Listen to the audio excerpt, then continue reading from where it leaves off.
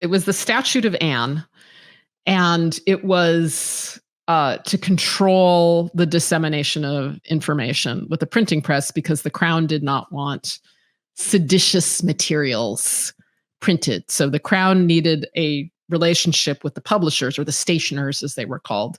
Good evening, listeners, brave navigators of the enigmatic and the concealed. Have you ever felt the pull of the unanswered, the allure of the mysteries that shroud our existence? For more than a decade, a unique comic publisher has dared to dive into these mysteries, unafraid of the secrets they might uncover. This audacious entity is Paranoid American. Welcome to the mystifying universe of the Paranoid American podcast. Launched in the year 2012, Paranoid American has been on a mission to decipher the encrypted secrets of our world. From the unnerving enigma of MK Ultra mind control to the clandestine assemblies of secret societies. From the awe-inspiring frontiers of forbidden technology to the arcane patterns of occult symbols in our very own pop culture. They have committed to unveiling the concealed realities that lie just beneath the surface. Join us as we navigate these intricate landscapes, decoding the hidden scripts of our society and challenging the accepted perceptions of reality. Folks, I've got a big problem on my hands. There's a company called Paranoid American making all these funny memes and comics. Now, I'm a fair guy. I believe in free speech as long as it doesn't cross the line. And if these AI-generated memes dare to make fun of me, they're crossing the line. This is your expedition into the realm of the extraordinary, the secret, the shrouded. Come with us as we sift through the world's grand mysteries, question the standardized narratives, and brave the cryptic labyrinth of the concealed truth. So strap yourselves in, broaden your horizons, and steel yourselves for a voyage into the enigmatic heart of the Paranoid American podcast, where each story, every image, every revelation brings us one step closer to the elusive truth.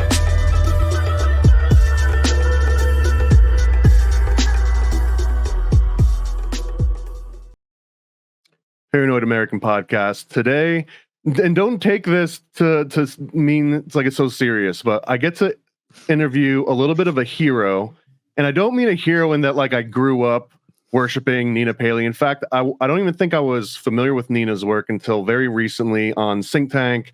She came on with Andreas, and David Charles Plate was like a huge fan and totally turned me on to the work. But I've got some interesting questions, I think, a lot of devil's advocate stuff.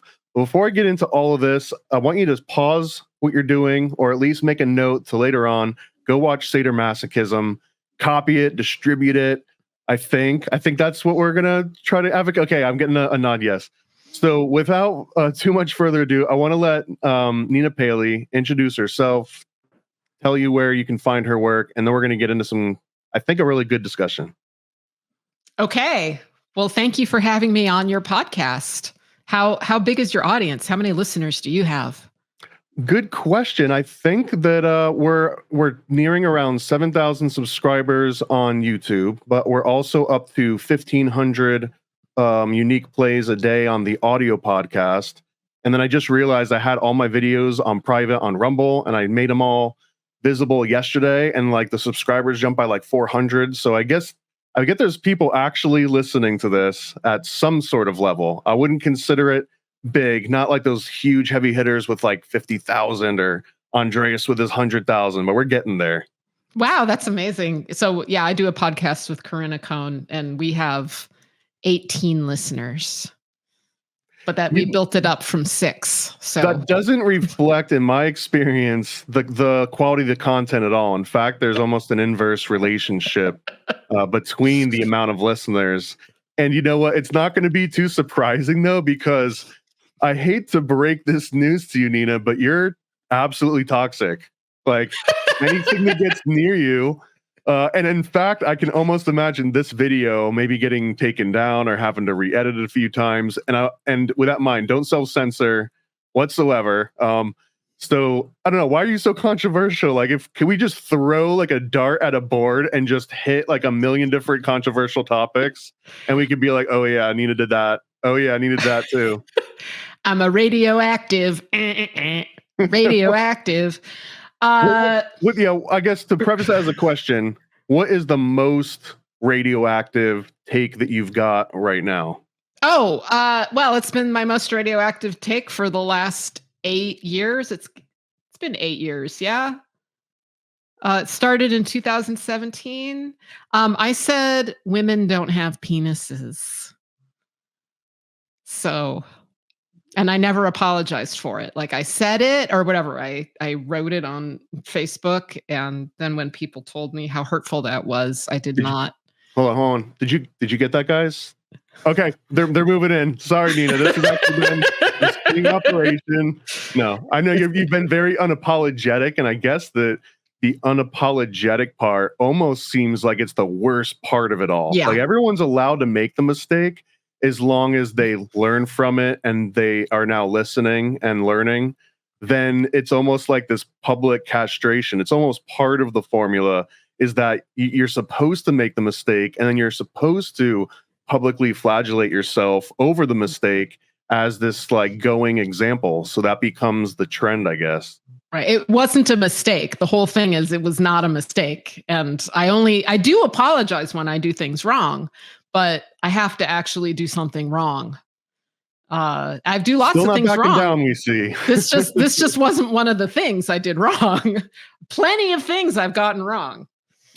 I'm curious how much, and I don't know the better way to ask this question, but like not how much of your identity, but like how passionate are you about that topic? Or was it just like a flippant, like this doesn't, like I just believe this, it doesn't mean that much to me, I'm going to post it? Or is it part of, your culture war against decent standards? I am passionate about being able to name reality. I'm passionate about free speech. And I would say, my previous controversial positions were about copyright. And that was also a very strong pro-free speech position. I think people are free to say things that are wrong. I think you need to discuss things. I had lots of criticisms of America in my youth, but I have loved the First Amendment and thought that is a great thing about American culture. I grew up on a university campus, and we were supposed to be able to discuss controversial ideas.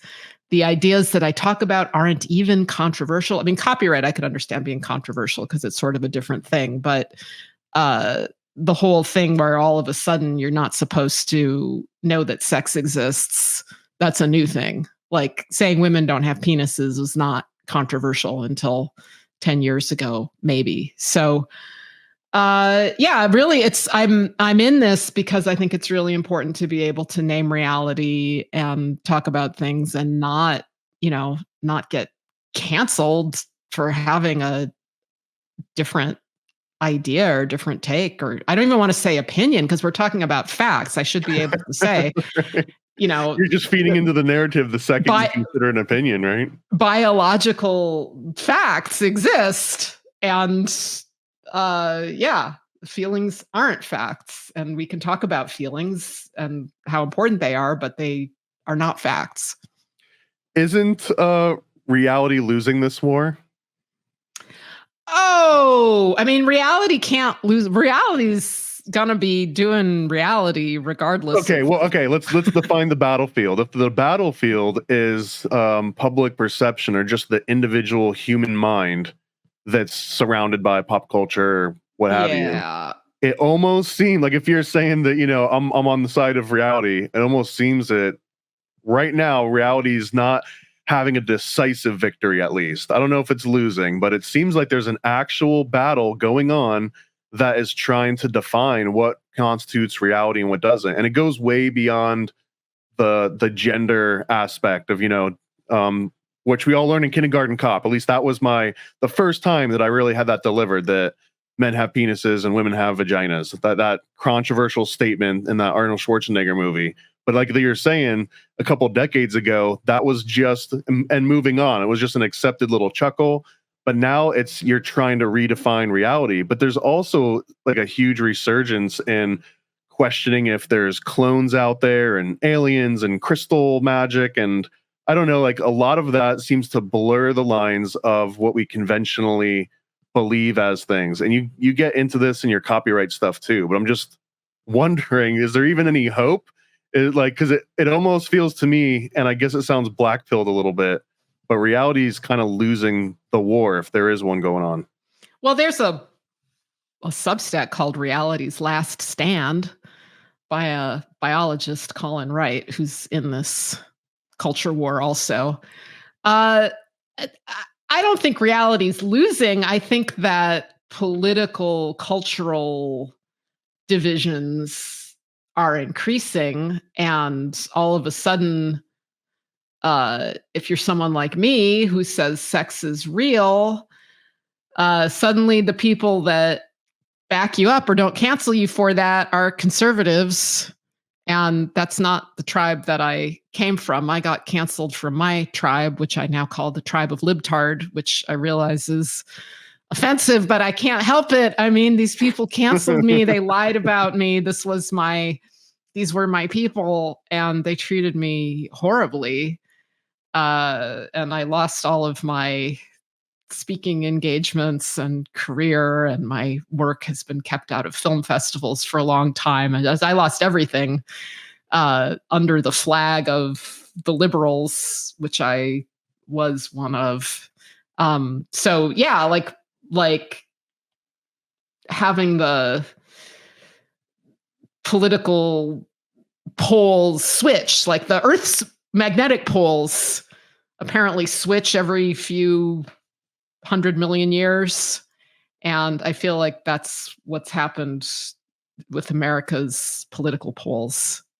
I mean, Democrats used to be pro-slavery, and somehow that switched before I was born. And now something weird is happening again. But yeah, reality is just reality. And it's, whatever. The Democrats, liberals used to be like, we are the smart people who believe in science and scientific evidence. And conservatives are the crazy creationists who are anti-science. And it's like, well, you're anti-science now. If you're... Well, and I guess the point being made a little bit there is that now there isn't a party of objective science anymore. It seemed like there used to be one, or at least pretended to be one, but now you're in a no man's land, which I guess leads me to another question for you. Do you trust any tribes at all now, or are you just anti-tribe? Yeah, I've never really been big on tribe. I didn't really realize how... I can say that I'm like that, but there's a lot of structures that underlie my identity and my sense of security unconsciously. Like, I didn't really think being a liberal or being a Democrat or being lefty I didn't think that rug was gonna get pulled out from under me. There are undoubtedly still structures that I rely on that I'm not cognizant of, that could go at any time. Yeah, I mean, I am more of an outsider than many people, but I'm still a human. I'm still a primate. I'm still social. I am, I think, a lot more aware of online mobbish behavior. So there are people in my side of this culture war, the rad femmes, the gender criticals. And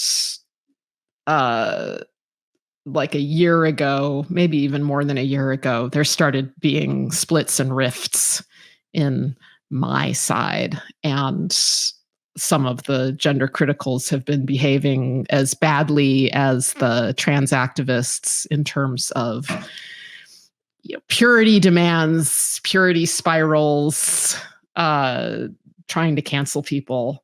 So those sorts of behaviors I'm very sensitive to, regardless of whether people are supposedly on my team or not. I don't like those kinds of behaviors. You were kind of mentioning to the people find like one particular opinion that you've got, and then it's like, oh, she's on my team, now she's on team conservative or whatever because she has this one particular opinion. And I wonder about, do you have any sort of affiliation or affinity towards any like anarchists, libertarians, any sort of defined label? Do you find any of those that's like more cozy than the others to you? Well, back in the day, I called myself an anarchist a long time ago. I don't now. It was, one of those things that someone in their teens and 20s could be into. It's a glorious ideal, but if you live long enough and you have enough experience with actual human beings, you acknowledge that humans are inherently hierarchical. We're animals. We just make hierarchies, and anarchist groups tend to create covert hierarchies instead of overt hierarchies, which are harder to deal with. Do you think that's just because of like the inherent contradiction in having a hierarchy under anarchy? Yeah, they're just in denial of the hierarchies that they're creating. What else? I like the metaphor of lenses, that you can look at the world through these different lenses, but you need to take them off sometimes or replace them sometimes. Like, I think gender critical feminism is a really useful lens, but you can't analyze everything with it. Like because gender critical feminism is class analysis. It's class analysis using sex classes. And class analysis can be useful, but not everything is a class all the time. You deal with individuals a lot. So if you're applying your class analysis to individuals, it's not going to work out real well. It's sort of like light is a particle and a wave. And sometimes it's good to look at it as a particle, and sometimes it's good to look at it as a wave, and who knows what else it is. And I'm talking out my butt a little bit because I'm not actually a physicist, but social things, it is good to look at things as class sometimes, but you're also dealing with individuals, and individuals don't conform to class all that well. What, just to save me from misspeaking, what is being gender critical? Is that just saying like women are better than men or something? Or is it like, what's the actual definition in layman's terms? Boy. Well, it's Chase. So when I got back in the day, in 2017, when there was when men were men and women were women and women were women, gender critical feminism was a extension of, it was part of an aspect of radical feminism as opposed to liberal feminism. Radical feminism is called radical because it goes to the root, whatever that means. Can I even define radical feminism? Probably not. But I'll say this. When I started getting called a TERF in 2017 and people were saying, educate yourself. And since I had already spent all this time with trannies and had this like super liberal sex education from San Francisco and was totally down with everything queer, I was like, well, I guess I'm going to have to read some radical feminism and educate myself that way. So I did. I started with Andrea Dworkin, and then. Well, when you heard that, before we get into Andrea Dworkin, when you heard that for the first time, educate yourself, did you have an initial reaction of like, screw you, educate myself? Or were you like, oh, wow, maybe I am out of touch? Or was it like a combination of those? No, I have quite a background in terms of sex positivity and queerness and all that shiz. I lived in San Francisco in the 90s. I was part of something called San Francisco Sex Information, which was a hotline, because this was pre everyone having internet days. It was super sex posy. I had to do like 50 some hours of sex education with trainers, some of whom were trans. I was just all about the sex positive stuff. I was a monitor at sex parties with gender diverse everything. Monitor? What is, like a referee? Or like, yeah, well, they had these, you two, break it up. They had these sex parties and they had monitors who would like go around with barriers and condoms and things like that. And we'd just be like offering, it's like, make sure you have a condom. Here's a barrier. Here's some non-oxynol 9. Is that a volunteer role or is that a paid role? That's a volunteer role. I will say that San Francisco sex parties were like the most unsexy place for me on earth. I always hoped it would be different, but not my scene. I wrote an article about this. It's on 4w.podcast pub. It's called My Sex Positive Memoirs.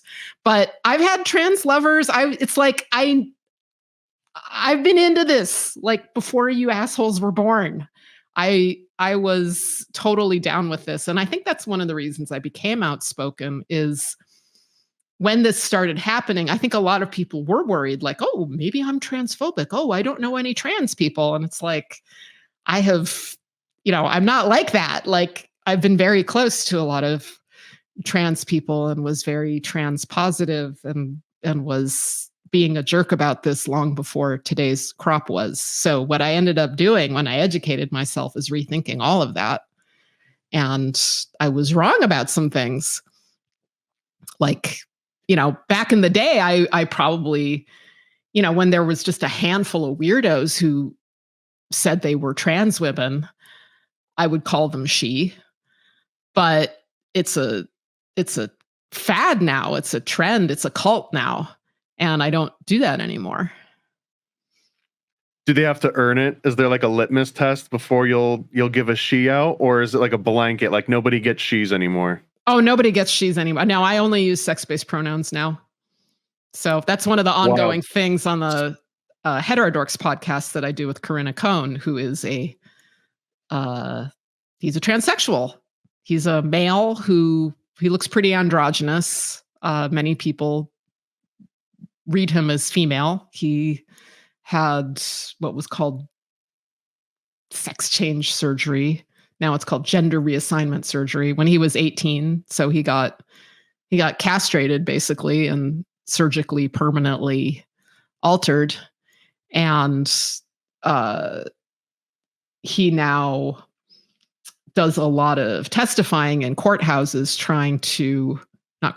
state houses, supporting laws that prevent people from doing this to kids. But yeah, our running gag on Heterodorks is that I'm trying to genocide him by using male pronouns for him, but he is male. So he keeps living. He keeps not being genocided. So I'm trying to show where it's like, look, he hasn't died yet.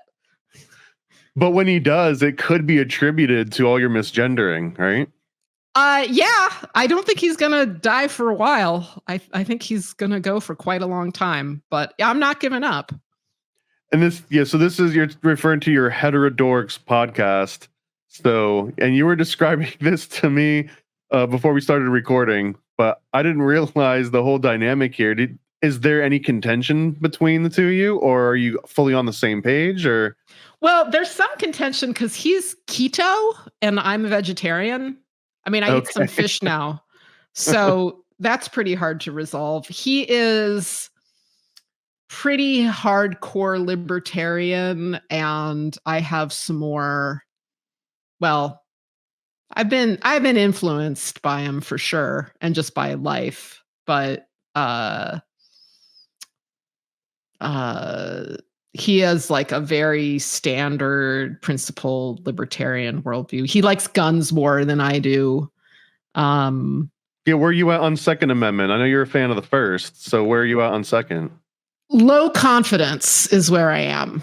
So it's one of these things where nothing has really made a great deal of sense to me, but people who I respect take a strong stand on it, and is not something that I believe that I fully understand. Maybe I'm missing something. I'd love to go on a small tangent if I can even in some way sway you, or if you've got any questions from like a new party has entered, right? Because I mean, I've heard lots of stuff about it, and I'm just like, I mean, so I like rate these things as there are some things I'm really confident about with myself. Like I have firsthand experience. It makes sense to me. Something's real. There's other things that I just have low confidence about. For example, how to resolve crisis in the Middle East or guns in the US. Like I just, so by all means, yes. I guess I would consider this my one issue. If someone were to force me into be a single issue voter, I do think that this might be one of the issues that came up if it were. So if you really believe in the First Amendment, I guess I'm one of those wackos that thinks that there is no First Amendment without the Second Amendment standing right behind it to back it up. And the other, I guess, maybe even more radical approach is that I don't think the Second Amendment is about hunting or about just like straight up rights. I think it's literally about having the ability to arm yourself against the government that turns tyrannical. And without having that codified into law so high up that it's ingrained in the DNA of the whole nation, even if it's being eroded. But that's a requirement to just keep the government in check. Even though I fully submit that we're so far away from when it was originally drafted, so that the meaning is almost symbolic, but I feel that the symbolism alone is worth fighting for. So I guess that I don't have a compelling like case to really present, but if you're on the fence on some aspects of it, I'd like to hear, because I'm a good devil's advocate, I think. I'm not on the fence. I have low confidence in my stance. Like, it's just not something that it's not something that activates me. So how about, I guess it used to, because like the idea of taking away everybody's guns, like it would be great if we could make guns disappear, right? And then just live in some happy fantasy land. That would be really great. But I acknowledge that I really don't understand enough to back that position. Same thing with war. Like, I used to be just very simplistically pacifistic anti-war. Like, war is always bad. And then borders are bad, right? This is when I was very young, because clearly all sorts of human suffering comes from borders and war. And now I'm like, the world is a lot more complicated than I accepted when I was young. And there's like a bunch of stuff that I don't understand and I'm not going to understand. But big groups of humans make complex societies. They seem to need borders. You can take this stuff away, you'll have a bigger mess than you have now. Like, the stuff doesn't, what is it? Somebody's fence, Chesterton's fence. It's like the Overton window, and is it Chesterton? So, the idea that there's like a fence there, it's there for a reason. If you don't know why, you take it away and you make a bigger mess. Like, I've been seeing liberals and Democrats making much, much bigger messes out of things, out of the best intentions. And I have that impulse as well. And now I'm just like, yeah, okay. I really don't get everything. So I'm not gonna think that I have the answers to this. Well, I think you kind of have, maybe not a definitive answer, but you present like a brilliant way of describing, I guess, war in itself. And that's the final scene in sadomasochism, I believe, right? I'm getting this right. And you basically have the song, This Is My Land. This Land Is Mine. This Is Land Is Mine, written by Pat Boone and performed by Andy so-and-so. You probably know the credits. Andy Williams. Yeah. Andy Williams. And actually the lyrics were by Pat Boone. The melody was by, is it Ernest Gold? Is that his name? It was the soundtrack for the movie Exodus. And then Pat Boone wrote lyrics, and it was sung by a whole bunch of different people, including Andy Williams. I used the Andy Williams version. Okay, so your version of this with Andy Williams singing, but it basically just shows the entire evolution of human culture and all the different regimes and dynasties that have existed. A little simplified because it's an animation, but it's just one dude stabbing another dude, and then another dude stabs that dude, and then just like keep stacking on bodies until you get to modern day, and they're throwing grenades and they're using tanks and stuff. And they're all just singing the same lyrics over and over and taking ownership of this land. And I guess it doesn't really say like which side is right or wrong. It's just that there's this perpetual, like, the left takes over, the right takes over, left takes over, the right takes over forever. And like, does that ever end in the mind of Nina Paley after everything you've learned? Or is that just like a known constant that we all have to work around? Well, nukes could end it. Well, okay, the ultimate ending. Yeah, okay. I mean, I did show that. Is that the only way out, you think? Yeah, I don't think humans are gonna live in peaceful harmony. We're the wrong species. It's the same reason that we're not gonna. It's the same reason anarchism's not gonna work so great. Well, I guess I want to understand a little bit more about the thinking behind all this. So where are you at spiritually? I'm guessing you're a Mormon. I'm just kidding. I'm just kidding. Where am I at? Well, funny you should ask. So I am currently active in a 12-step recovery thing. So you had to acknowledge some sort of greater creator, right? At some there's point. a power greater than myself for sure. Although I think reality is a power greater than myself, right? Like reality is that which exists when we stop believing in it. But actually, I'm wearing my my gloves since we were talking about Illuminati. Show those puppies off. What are we even looking at? Is this Illuminati confirmed material? This is actually, I call these recovery gloves. So you see, one is, I have the doubt glove and the faith glove. Like I realize I need doubt and faith, and like the 12-step stuff is all about the faith, but it can get a little cultish, and I realize I needed doubt also. I guess I'll just say it. I'm going to say this at some point. These gloves are because I have dermatillomania. And that actually sounds kind of fun. It almost sounds like WrestleMania. It is. Mania is fun. But dermatillomania it's compulsive skin picking. And a lot of people that are recovering from that, it's really quite a heinous obsession. And I think a lot more people have it than is commonly realized. But many people who are recovering from it wear gloves. And I just thought, like, these plain white gloves, they're boring. We need cooler gloves. So I haven't actually been using these to be abstinent. I was fortunate, but I just thought, like, gloves like this have to exist. So I made them. I have a whole pile of gloves here. Yeah, are these available on NinaPaley.com? No, not yet. These are prototypes, and I'm making other prototypes. Consider me in line. Seriously. Really? Yeah. I mean, I'm not a picker, but I know pickers. Yeah. So. And they're good for trichotillomania, also hair pulling. Yeah, I've got lots of them in progress. I just sent out for my next batch of prototype fabric, but I have color ones too. I'll put on a color one. And I don't really want to be sewing gloves because they're a total pain in the butt to sew. Are these all handmade too? Yeah, well, what I designed them, and I had the fabric printed. These have little snakes on the fingers and little eyes. Oh, wait, this was on backwards. Yeah, I had the fabric printed, and then I had to sew each one myself, again, just to do prototypes. But I don't know if anyone out there wants to, get these puppies made in China or something and sell them. That's not really a business I want to be in. But they're tricky. They're tricky to make for me. I think that's awesome. I wasn't expecting that whatsoever. Yeah, this is my only. I've got like way more. We started here at what? Okay, we got a Guillermo del Toro yes, labyrinth exactly thing going on. Yeah, well, these are called Hamsas. Like, and when I was doing research for this, I was like, why are there not Hamsa gloves?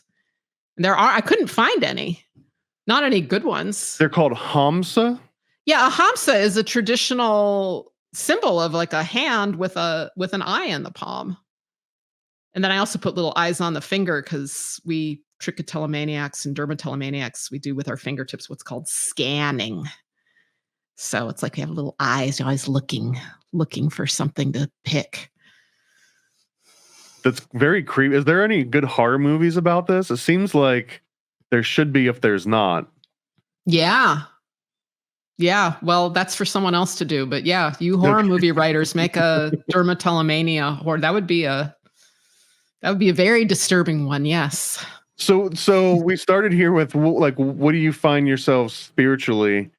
And it sounds like reality is your God currently, or is there something more to it? Have you transitioned from something else into this? No, I was raised atheist. Intentionally? I was raised atheist intentionally that's sort of what sadomasochism was about. My father was an atheist from a religious Jewish family. So we didn't have any religious practice. We didn't have God. He was an atheist the way only someone from a religious background can be an atheist. And isn't this just mandated by law in San Francisco now? Atheism? Yeah. I don't know. I haven't heard about that. But I didn't grow up in San Francisco. I grew up in Urbana, Illinois. Oh, well, that definitely doesn't sound like a place where atheism would be enforced by law. No, we were full of Christians. It was where I grew up was a magnet for like Christian camps and born again Christians. So we were a very tiny minority. We were very different. And then the fact that my father wasn't religious meant that we didn't have any Jewish community. So when I was a kid and my parents said, you don't have to do the Christmas project at school, just tell the teacher you're Jewish, I thought that Jewish meant you don't believe in God. Because they weren't saying, tell the teacher you're an atheist. They said, tell the teacher you're Jewish. But we were actually atheists, but we did Passover. Is there some special benefit to telling teachers that you're Jewish? Do you just get like extra points or extra days off or something? You don't have to do the Christmas project. So when they're all making like cardboard Christmas things or construction paper Christmas things, you don't have to do it. But the thing is, I did want to do it because there were crafts projects and I liked those. So my parents just said, if you don't want to do that, tell the teacher you're Jewish. But I did it anyway. I made like a wreath, but it was like the construction paper holly wreath. And I was scared of having like red and green together because I thought, well, red and green really symbolize Christmas. So if I just do the green part and make the wreath and don't put the little red paper punch dots on it, then when you say scared, like of being reprimanded by, your atheist father, or like what's the risk in having green and red together and being perceived as celebrating Christmas? I was freaked out by religion. People who believed in God seemed like pod people to me when I was a kid. They just like, I'd be having a normal interaction with someone and then they'd be like, yeah, let's pray, or, let's talk to God. And I was like, all right, we've just gone to crazy town. They're not. And so I didn't want to lose control of my mind. Like it just seemed like it was some sort of cult thing happening where people were irrational and creepy. And I didn't want that mind virus. So I think I just thought that if I did anything that was like too religious seeming, then I was going to lose my mind and have a mind parasite take over. See, and I think this is where the complexity in Nina Paley comes into play just a little tiny bit, just because now and I'm going to oversimplify stuff because that's what I do. I like to categorize things. I'm a human being, but it almost seems that the people that would be most on your side about men and women and gender definitions also tend to be very much in like, and now let's pray. That's if it's a Venn diagram, it's not exactly a circle, but it's damn close to a circle in a lot of ways. So now it almost feels that, you've got one side of a group that's like, yeah, we're on board, but then it's for different reasons than why you're on board. Like you guys are on the same ship, but you boarded for totally different reasons. Yeah. And that's fine. So when I went to my first 12-step program when I was 19 years old, and that changed my attitude towards religion. That was when I learned that religious people weren't all crazy and that there was a benefit to it. And as I age, I see more and more benefit of religion. I do think that there's a minority of people for whom religion just doesn't take. Like there's a minority of people who really are natural atheists. It's a small minority. Like just some people are naturally gay. So more recently, I have been so open to religion that I have really wanted to have that kind of faith that religious people have. And it just doesn't take. Like I have to accept my doubt, my God-given doubt. Like God made me an atheist, if there is a God. I know this might sound like a weird question, so if you've got a weird answer, that's fine. But like, what's the hardest you've tried? Like, what was your peak of, all right, Jesus, come into my heart? And I assume it didn't take. But like, did you read the Bible back to back? Did you start going to church? Did you force yourself to pray before every meal? Like, what was the main what was peak Christian Nina Paley? Assuming Well, it's that funny you assume it's Christian, right? I do. Well, I mean, this is America, so I have to reference the winners. Yeah. I mean, this is sort of like vague Judeo-Christian. No, it's so I did this workshop this year called Abrahamic. Big Book Awakening Workshop, which is a deep dive into the 12 steps. And I really wanted to do this 12-step work. And I did a lot of it, but there was a degree of religiosity, which was so enviable. It's like, yeah, I would love to have that kind of faith. I would love. And it's step one. Like, they don't wait until you get to like the later steps to drop that one. Usually that tends no, to be that's one, step no? two. Step two. Step one is you admit you're powerless over whatever. Step two is came to believe a power greater than ourselves could restore us to sanity. And then it goes on from there. But there were speakers who were, devoutly Christian. I mean, there were others who were less devoutly Christian, but this guy was speaking and he was like, I know God loves me. Like, I know that. Like, it was a self-defeating belief that God doesn't love me. And he knows, like, deep in his heart that God loves him, that God is his father, that God always has his back. And it's like, of course I want that. But there was just I wasn't going to get that. And when I accepted that, I felt a lot better. Like it started to hurt. It started to hurt trying to believe as hard as I was trying to believe, because something bigger than myself, something bigger than my desires was not having it. And I made my peace with that. And I'm cool with myself the way that I am. It's like, however I am, that's why I say, like, well, however God made me, it's as an atheist, and that's fine. And that's why I have one glove that says doubt and one glove that says faith.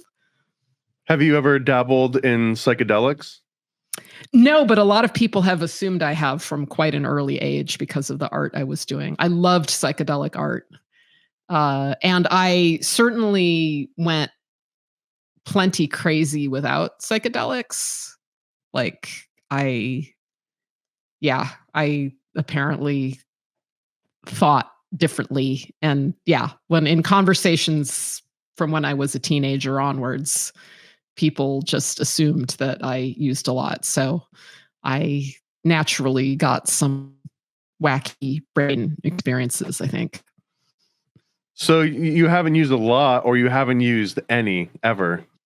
I tried mushrooms once. I don't think I took enough to have like a profound experience. Mm-hmm. I had a good afternoon.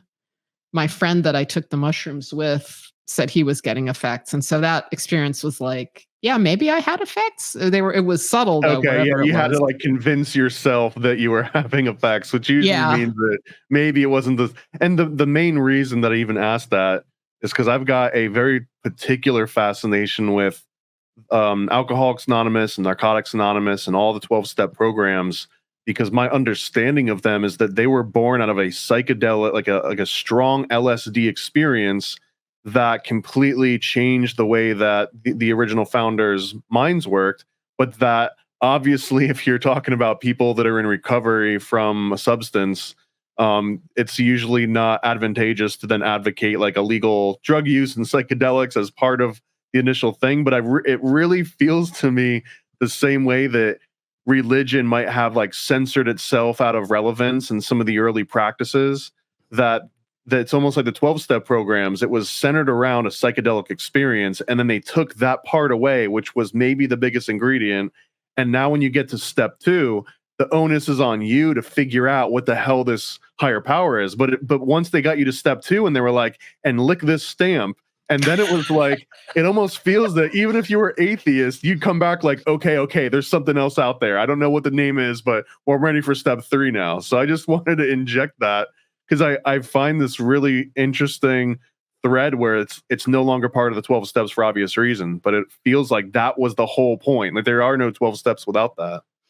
My understanding was that after AA was established, some of the founders got interested in that, but that wasn't its advent. Like its advent was 1939, I think.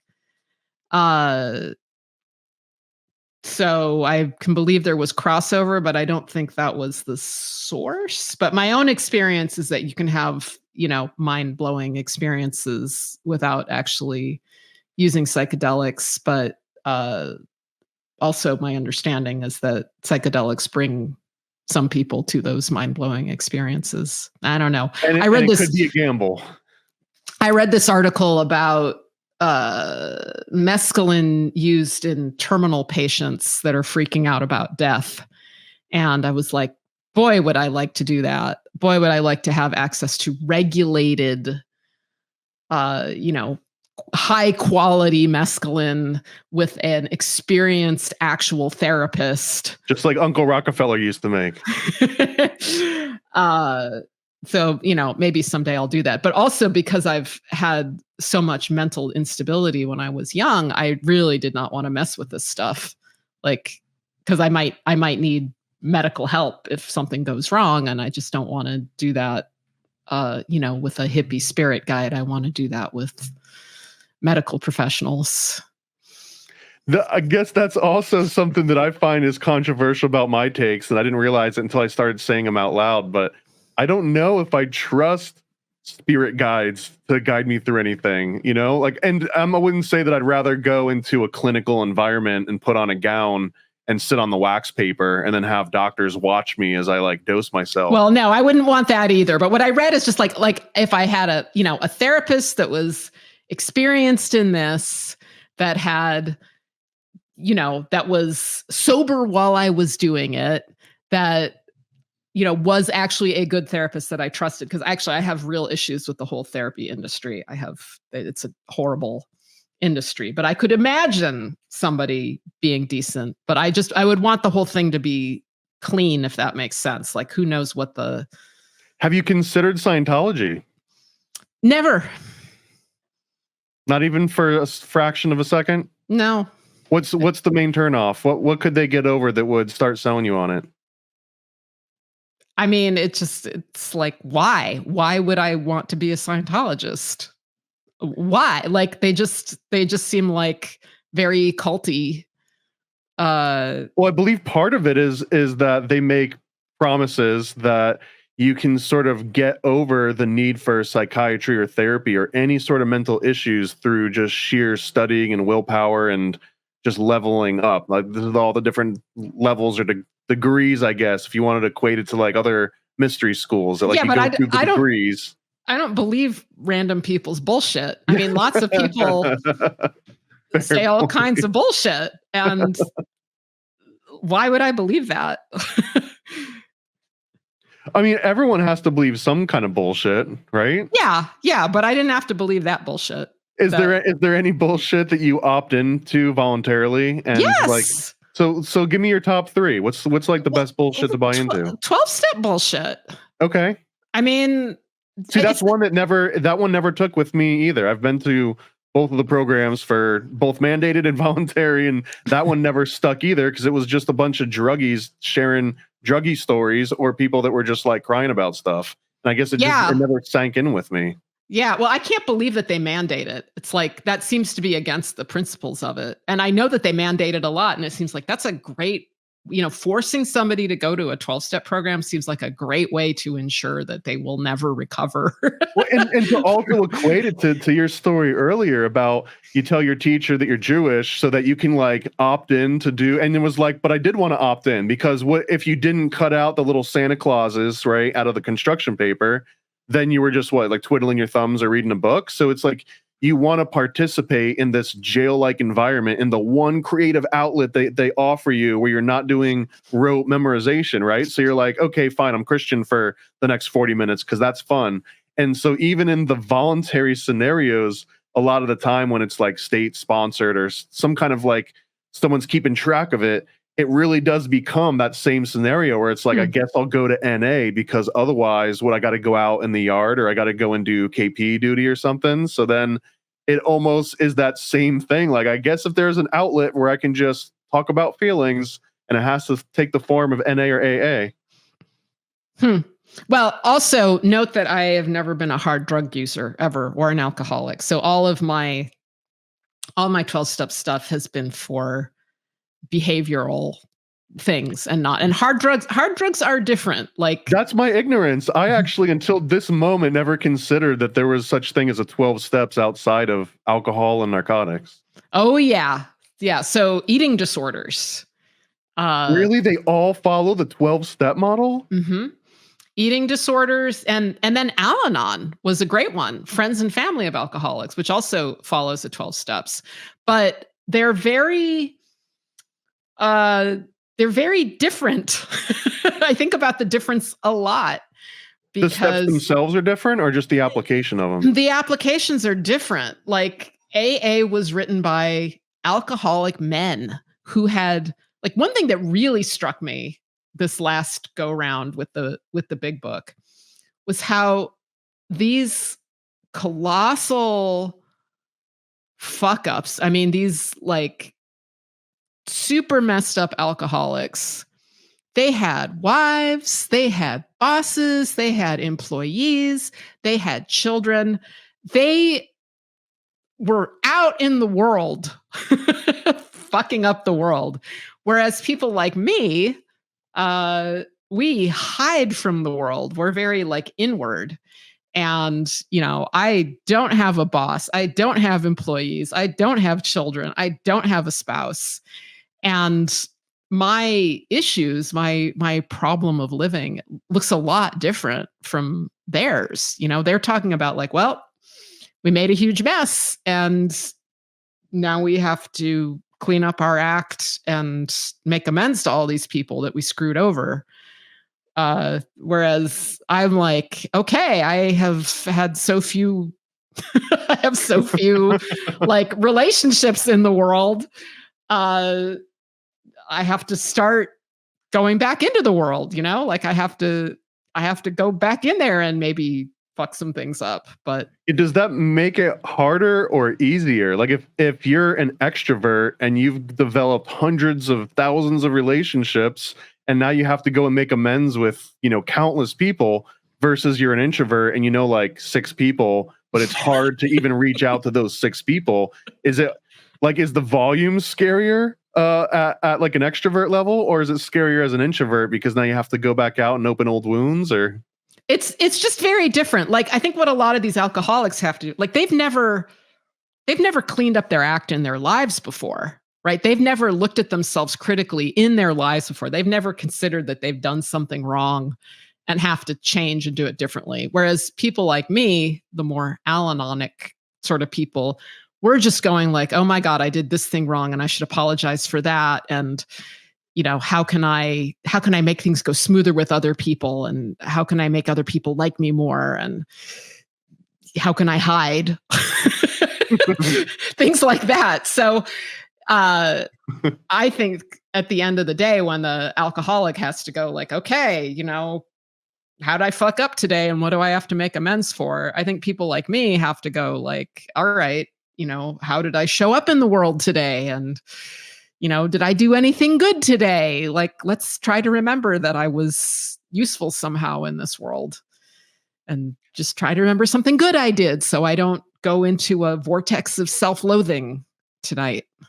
Well, I know it might fall on deaf ears because you're probably your biggest own critic, but I do think that you're contributing in huge ways. And there's one thing that we didn't even bring up now, so I'll bring it up now because I want to have plenty of time to talk about this. But I think the one place that me and you might have the most affinity is around this copyright culture. And there was an permission culture, as you refer to it, which I think is way more appropriate, where you're constantly asking for permission or wondering, am I allowed to make this creative thing? Would someone come after me, ultimately through threat of violence? But you make this one claim in this TED Talk, and I recommend everyone go and search for Nina Paley TED Talk. But in your TEDx, you say that you were humming some Christmas song, and you were making this case, and I guess I'll paraphrase it horribly, but it was like, you weren't grown up Christian, so you didn't really care about the Christmas song. You might not even necessarily like the Christmas music, but you were forced to endure it. Like it surrounded you without your consent, and you have to ingest this Christmas music. And there was another slide, and this point you were making is that the human brain is like this filter device. It has input and it has output. So that Christmas music coming into your brain is the input. And then if you don't have a way to output it, now all of a sudden it kind of like builds up and it creates an issue. And it also makes this huge like contradiction. And I think about the exact same way. And I know I tend to put myself in like the weird niche corner on this, but it almost feels that I was forced to look at, say, we're talking about Scientology, where I was forced to look at Tom Cruise's face my entire childhood and billboards and magazine ads and everything. So like I'm inundated with Tom Cruise and enter any other celebrity name here, right? So now, as I've been in this world for over 4 decades, I feel a sense of ownership over these likenesses that have been like thrust on me. Like I don't want to know what Tom Cruise is by you just saying his name, or Tom Hanks. Like I didn't decide to have their faces etched into my brain more than anyone else.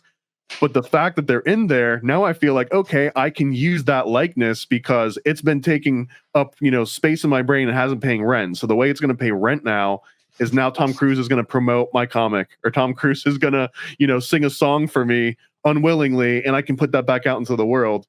And I realize that puts me in a very tiny minority of people that don't believe in that sort of thing. So have I accurately represented at all your Christmas story and your approach on this? Somewhat. Yeah. Okay. I mean, so culture is not property. Culture gets its value from being shared. So the more it's shared, the more minds it's in, the more value it has. And it has no value if it's not in our heads. Like it does belong to you. It belongs to us. It belongs to and they put it in there without our consent. Like Coca-Cola is a great example. Like I feel like I should own part of the Coca-Cola branding. Not that I can go and like distribute it and bottle it, but I don't know. It's so like the colors and the theme songs and the aesthetics, like all that is inseparable from my like the lens that are literally built into my mind's eye. Yeah, it's your culture. It's the same as your language. It's same as English that we're speaking right now. It's and there are just these arbitrary conditions around what they call intellectual property, which is a real misnomer. It's artificial monopolies. But those, artificial monopolies around things that are not property, like images and sounds, what they do is they control the masses. They control you and I, because what those laws do is they prohibit your expression of your culture and your communication with other people.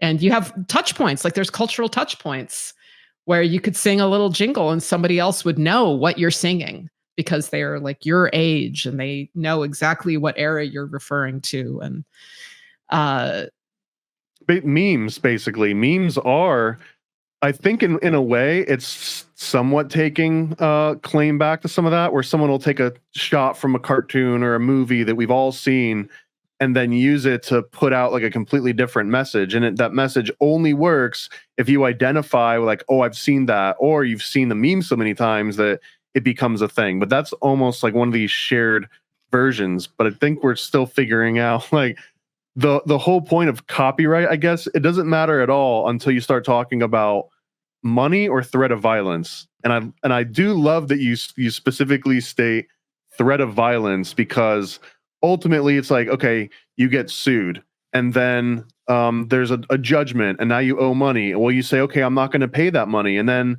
eventually the authorities show up and they say, okay, well, we're going to repossess your car. And you go and sit in the car and you say, you're not taking it. And then they say, sir, get out of the car. They pull out their guns. And then, so at some point it does hit to that threat of violence. If you take somebody else's music or artwork or movie, if you bootleg movies, right, the FBI will come after you because you're committing like federal offenses and stuff. So there's always this like threat of violence aspect of it. But outside of that, there's also the money aspect, right? Where you can create a sustenance for yourself. And I guess I'm still trying to wrap my head around the concept of like question copyright, where I guess the origins of copyright was originally for the distributor and for the creator, and it wasn't necessarily for the author or the artist. It wasn't for the creator. It was for publishers. It was the Statute of Anne, and it was to control the dissemination of information with the printing press, because the Crown did not want seditious materials printed. So the Crown needed a relationship with the publishers, or the stationers as they were called. And in order to control what was printed, they granted this monopoly to the the stationers or the printers. And yeah, that's the origins of it. So I strongly recommend this book called, oh my gosh, well, the author is Stefan Kinsella. What is Stefan Kinsella's book? Watch me Google. We'll post a link to the full PDF Stefan in the comments. Kinsella. So he's that's right, Stefan Kinsella, Intellectual Property. Against Intellectual Property by Stefan Kinsella. So this one's is still racking my brain a little bit. I want to understand how this works. How what works? Basically, the abolition of copyright and intellectual property laws under the context that it's not for the creative, it's for the distributor. Oh, well, okay. So all copyright, it's just an artificial monopoly. And Kinsella's argument as a libertarian, hardcore Mises Institute libertarian, is that intellectual property laws, they violate actual property laws. As long as intellectual property exists, you don't have a right to your actual property. Like, a book. Like you buy a book, that's your property. Well, intellectual property says, no, it's not your property. You can't do what you want with that book. You buy a computer, that's your property. No, intellectual property says you can't do what you want with your computer. We used to be able to buy software. Well, we don't anymore.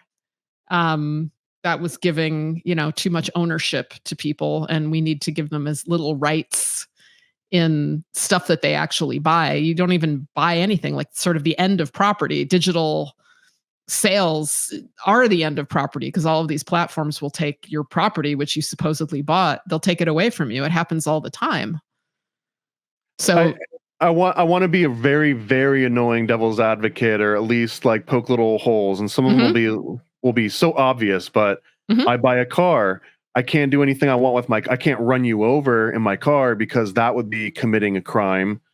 So we take cars away from people. Guns, if I buy a gun, then all of a sudden, like, oh, I can't do what I want with my gun, I want to shoot you. Oh, you tell me I can't do it with my own property? So I understand how obvious those extremist examples are, but it almost feels in the same ballpark of, yeah, just because the thing that you own, but if you use the thing you own to cause some sort of material harm to another person, and I guess in the devil's advocate sense, if I buy a book from Nina Paley, but you spent the last 20 years putting together all your research and traveling the world and coming up with these really unique ideas, you put them into a book and you say, hey, Paranoid, I want you to take a look at this book, let me know what you think of it. And you've got 16 listeners, you've got 16 readers out there. And I say like, oh man, this actually looks pretty good. I got a buddy that's got, hundreds of thousands of followers, and they've got access to printing press and all this. I just put my name on it and I make a deal with him and we start pushing it out. And by the time you even get wind of it, there's millions of copies sold. People are already equating my name with this work. So then Nina Paley comes out and it's like, oh, excuse me, they're liars and you shouldn't respect what they're doing, and they're just like, sorry, we can't hear you over the sound of the money counters just like whirring and the printing press pumping out your material. Right. So yeah, okay, that scenario. So what you're talking about isn't actually protected by copyright. You're talking about plagiarism. Plagiarism is something else. So a copyright violation is if you take my book and you print your own copies. Like most of the time when people reproduce these things, they're not plagiarizing. Okay, well, let's narrow the focus to that. And I'm bootlegging your movie and I'm distributing it at a scale before you have the chance. That would to be ramp up awesome. That would be, I would love it so much. Like my hope when I released Sita Sings the Blues, it was the year after finishing Sita Sings the Blues that I went on my copyright adventure and had my change, very radical change about my understanding of copyright. But all these people were saying like, oh my God, like, well, other people are going to sell your DVDs. And I was like, that would be great. And I would make all of the merch that I made around Sita Sings the Blues, all the t-shirts, all of that stuff. Anybody could have made t-shirts and sold them. Anybody could have made DVDs and pressed them and sold them. It was this experiment of like, I welcomed people to do that. See, I'm trying to wrap my head around that aspect almost no one did it. Almost no one did it. And the people that did do it, they didn't get very far, but it would have been cool if they had, because my goal as the author of that movie was to have as many people see it as possible. The more people saw it, the more people learned who I was, the more my status increased, the more power I got, because the value of culture, like I said before, is in the people. The more people have it, the more valuable that culture is. So I went to all the trouble of making that movie. I wanted that movie to be valuable. The more people who see Sita Sings the Blues by any means. And I did a whole bunch of experiments with it, including having conventional distributors who distributed it, sold plenty, had a contract with me to get money from that. These people have been selling the movie for years and not sending me any money. And that's the classic distributor scenario, is like, good luck getting your money from the distributor. They sent me money like the first year, but they haven't done it for decades and they're not going to. And it's like, if that's the case, I might as well have random people doing it. Like, and it's fine with me if they make money. Movie theaters could show it without giving me anything. I asked them to tell me if they were showing it so I could put them on the calendar I used to maintain, but they were under no obligation to send me money from that. Why? I wanted people to be able to see it in the theater. Also, this idea that anybody that's profiting off of the distribution of your work is stealing, that's bullshit. They have expenses. People who are printing the stuff, they're investing money in that. Like these gloves that I'm making. I don't want to do this. I don't want to have to make these stinking gloves. I would be delighted if somebody that could make a profit would invest the money in making these gloves and make the damn gloves and make them according to my precise design too. Like if somebody, pirates this or steals this idea, whatever, if they copy it, what people usually do is they make a version of it. They change it enough so that they don't have to worry about copyright suit, but that will make the design worse. And it's like, please put this out in the world the best way it can be. Use my design. My design is better than your knockoff design. So just make my design, because I am doing this to manifest the stuff in the world. And if I'm not doing art for that, why the heck am I even here? There's no reason for me to do something, to make art for any other reason than I think it should exist and spread and be out there. To continue with the devil's advocacy on this a little bit, but is there a difference between Nina Paley puts out a movie and through the conventional way, and you clear all your samples and everything's fully licensed and you ask permission and you make 30 million, versus you put out this thing and it slowly trickles in money, like maybe like 5 digits at a time or something? It almost seems, and I'm making my own connections here, but it almost seems that you get that 30 million, you're like, oh, hell yeah, Nina Paley productions are in full effect. Like, I'm going to go and now we're working on 5 movies to put out there. And if one of those brings in gangbusters, now we're putting out another 10 movies. So now the world gets more Nina Paley as opposed to like this 1 or 2 movies by Nina Paley. And it's really comes down to, in a oversimplified world, but it just comes down to Nina Paley with 50 grand in her pocket versus Nina Paley with 5 million in her pocket. are completely different Nina Paleys that are producing different volumes of stuff, no? Or is it the same one and you just happen to have, more numbers in an account? Well, I think it's very cute that you think that somehow I could get $30 million. Because, like, think about all the creators that are out there, like more than ever before, even whatever, 2008. How many years ago was that? That's 16 years ago already. Damn. That's when Sita was finished. There was still like way more artists and filmmakers than there was attention to consume their stuff. And it's just gotten more extreme exponentially. There is such a glut of content now. So it's so cute and quaint that people think like, oh, copyright is what will get me $30 million. Like there would be billionaire artists all over the place if that were true. What actually happens with copyright is fewer people see your stuff. And there's tons of tiny artists who aren't making money. I mean, that's just not the way most artists make money. It's very unrealistic to think that you're going to hit the jackpot in this. Well, let me revisit when we originally, I set the scope to copyright and not plagiarism. And I guess in my mind, the only real difference between copyright and plagiarism is like almost a self-enforced morality / honor system. And there was a video called Credit is Due that can I play Credit is Due? Sure. All right, let me just play this. If you're listening to the audio podcast, I can sing it.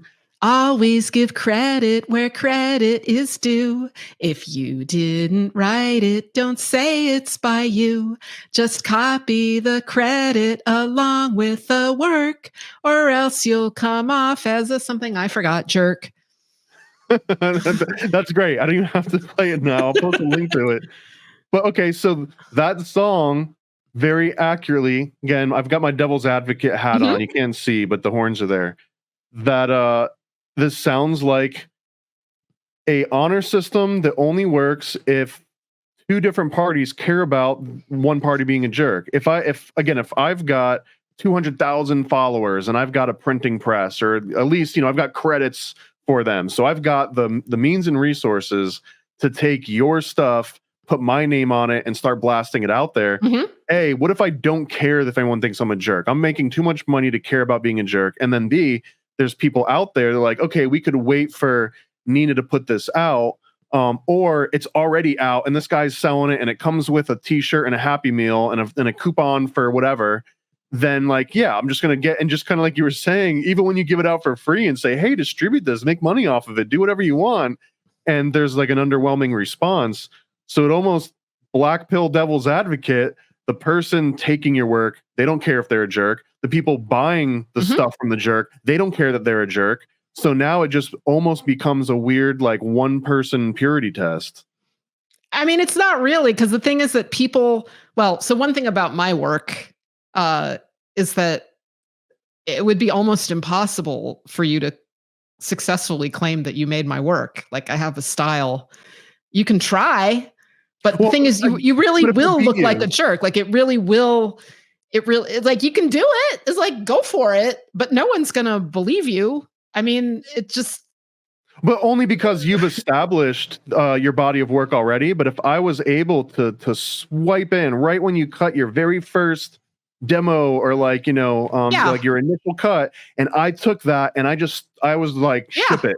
And now all of a sudden, it almost gets into that same area where the newspaper says Nina Paley, bank robber, horrible, person on top billing on the front page, big bold font. And then 3 days later, they post on page 12 under the fold in like 8-point font. Oh, by the way, we were wrong about Nina Paley. Right. She's not actually a monster. Like, if you beat to the market and you get that first image in everyone's head, like, you're a bank robber for the rest of your life, no matter what you have to say about it. Right. Well, that's true. And that actually is, all right, how can I address this? In song form, if you're in song form, you've established precedent. So one thing that is stupid to do is to publish something before you're ready to publish it. Because to publish something is to make it public. And what copyright does is it it puts a monopoly on something that has been made public. So what you're talking about is taking somebody's demo, something that has not already spread, that something that has not been published yet, and publishing it without the consent of the artist, which I don't even think you need. I don't think copyright even addresses that. Right. If anything, the copyright might actually help the aggressor in this situation, because now when Nina Paley releases her version, but McDonald's or Sony BMG files a copyright claim against you, the original author, they have the suite of lawyers that can just squash you out of existence. I've had that happen, actually. So I've put my copyright-free work out there. In fact, I think it was the song Copying Is Not Theft. When I released that, various other programs ran it. It was like a news item. And one of them had this automatic thing that automatically copied its show. And I got a notice from YouTube saying that my Copying Is Not Theft was in violation of this other show that had included it in their show. So stuff like that happens. I consider that an argument against copyright. I consider that, like, the fact that that happens is a reason to oppose copyright, and especially to oppose robot copyright, like content ID systems like on YouTube's, which goes wrong all the time. And it is the people that have the more resources and the more lawyers that win. That's the whole point of copyright. And I've known artists, independent artists, whose work has been ripped off by big companies, like clearly and obviously. And they actually sued the companies and they lost, because the big companies have way more lawyers and you just can't win if you're a smaller person, even if you're totally right, even if you're exactly the sort of case that fans of copyright ideologically support. You're still not going to win. It's whoever has the biggest lawyers. And I think I've got blinders on here, but I want for you to help me understand where the line is between the cop using threat of violence to enforce copyright and using threat of violence to enforce plagiarism or, like maintaining credit. Because in my mind, in the cartoon, basically someone prints out sheet music from Beethoven, like some symphony that Beethoven wrote, and they erase Beethoven's name and they put their name in it. And again, like that one might actually be okay because of copyright law. But it's in the public domain. You can do anything you want, but you gotta look like an idiot. Well, let's say it's not public domain and it's back into like this nobody. But is there validity in using threat of violence to say, hey, no, you can't put Eunice on that. That's mine. That's Nina Paley's. But you can still sell it. You can sell it as long as it's got my name on it, versus someone's just out there copying it, putting your name on it, selling it, and making the exact same amount of money. It's just that one of those cases you get credit for, I guess, exposure bucks, and the other one you don't get any exposure bucks, but in both scenarios you get $0. Zero actual rent money. This actually is happening right now. So there's a t-shirt that I designed called Pride Restored. I made it because Corinna Cohn requested it. So it's the rainbow pride flag, but how the Progress Pride flag has this triangle going into it. It cuts the triangle out. So it's like the original rainbow flag with this triangle cut out of it. And it hasn't sold them, whatever. I have it on Teespring, which is not the profit margins on Teespring are tiny. It's just a platform that requires no investment except putting up the art. And somebody else is also selling this shirt. Somebody that I didn't know. So there's somebody that I did know, and I was like, he's in Canada. And I was like, yeah, go ahead, do it on your own platform in Canada. And then some other random person noticed it was getting a little exposure, and whenever it was mentioned on Twitter, they would swoop in with a link to their shirt for sale.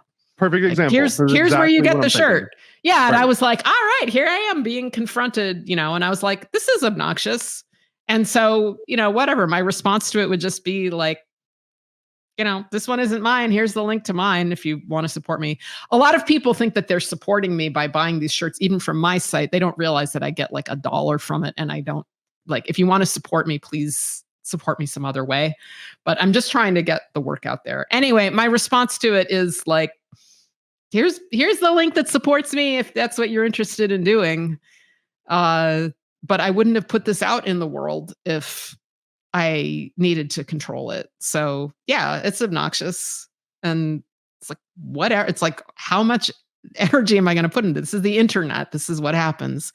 The worst thing about the internet is that, we have these mobs that form all the time. And the worst thing is what's just happened to my reputation, like all these people saying that I'm a Nazi and a white supremacist eugenicist because I said all sponsors of this program, coincidentally.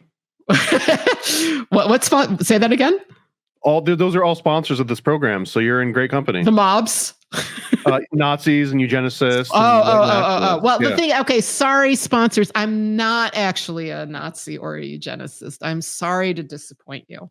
Sorry to disappoint everyone. But just because I say women don't have penises does not actually make me any of those things. So just it's like not true. These falsehoods about me were circulating and still are circulating. Or that I'm a transphobe, given that my best friend is a tranny. And watch out, there's one right behind you. A transphobe? Well, no, a trans, right? Oh, a tranny. Yeah. You'd be scared because you're afraid of them. Yeah. It's just not the case. So I don't like falsehoods about me circulating, especially falsehoods that completely trash my reputation and deplatform me and make it impossible for me to make money the way that I used to. Well, how does that play into your thoughts on free speech? Like, are you a free speech absolutionist? Like, should someone be able to make up salacious and libelous things about you? People get to lie. I don't have a solution to this problem. I guess we'll wrap it up here then. It was nice to have you on. No, I'm just kidding. I'm just kidding. Seriously? Yeah. No. What? There's no. I don't have as a free speech person. It's like, yeah, people are free to lie. I do think that like one thing that really bothered me was this culture that developed on social media of reporting people. So back in the earlier internet days, if you didn't like what someone was saying, you blocked them, you kill filed them. But then these social media sites decided that people couldn't be held responsible for, just blocking out people they didn't like, and they had to be able to report people. And there are zero consequences for frivolous reports. There's none. And of course that's going to activate mobs. So yeah, these mobs love to, form gangs to attack someone with frivolous false reports, and that person gets banned. And the people doing the frivolous reporting have zero consequences. Same thing with these copyright takedowns. Like there's no consequences for making, for copy fraud, for claiming copyright on something you don't actually have legitimate copyright to. All onus is on the person you attack. And that would have gone a long way to make things better for me. That would go a long way to address cancel culture. Yeah, so I guess I do have some solutions. It's like, yeah, people should be able to say whatever bullshit they want, but they shouldn't be able to frivolously report people. And these platforms should not be set up to, take these reports without examining them and not having any appeal. I think that's a good thread here a little bit, because there are copyright trolls, which will, intentionally, they basically have a monetary or some sort of legal incentive to have your stuff taken down over copyright.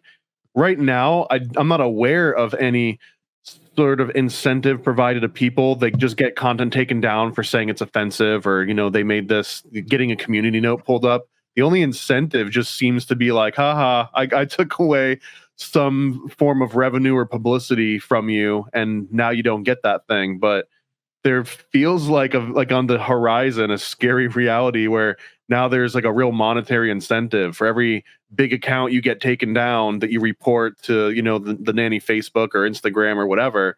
Now you get $5. If you take down an account that has 100,000 followers and you can spot some naughty thing that they said 8 years ago, you get $5 and they get taken down. And all of a sudden, once that's incentivized, it kind of changes the landscape to where people that were even on the fence about reporting stuff are like, well, if I can make a living out of this.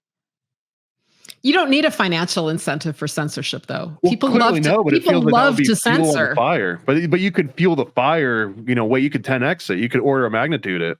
Oh yeah, sure, right. I mean, any individual can do that right now. It's like, report this person, and I'll give you $5. I'm reporting you right now as we're talking. I mean, great sponsors. Can I even take you down from any Are there any platforms that you're on that you're still at risk of being taken off of? All of them. All of them. Okay, so you're still returning to the battlefield and putting stuff back up on places you get taken down from? Well, okay, so I was deplatformed from Indiegogo. Do you know them? I do know them. I've got an active campaign. Shout out. Go to nasacomic.com, which is on Kickstarter and Indiegogo. And it's ironic, Indiegogo, because I've launched a couple books on Indiegogo only because I was concerned that people would report it on Kickstarter and say, oh, this is hate speech, or this is... so seeing that was the route, I guess you went to, and then it still got taken down. I want to just pretend that didn't happen to you, because otherwise I don't know where else to turn with how I raise money for comics. Yeah. Well, you have an advantage over me, which is that you're not female. And not anymore. Not anymore. Yeah. You passed great. Actually, you look like quite a few trans-identified women because they're bald. I got sick of people always telling me how much I look like a dude, and I was just like, you know what?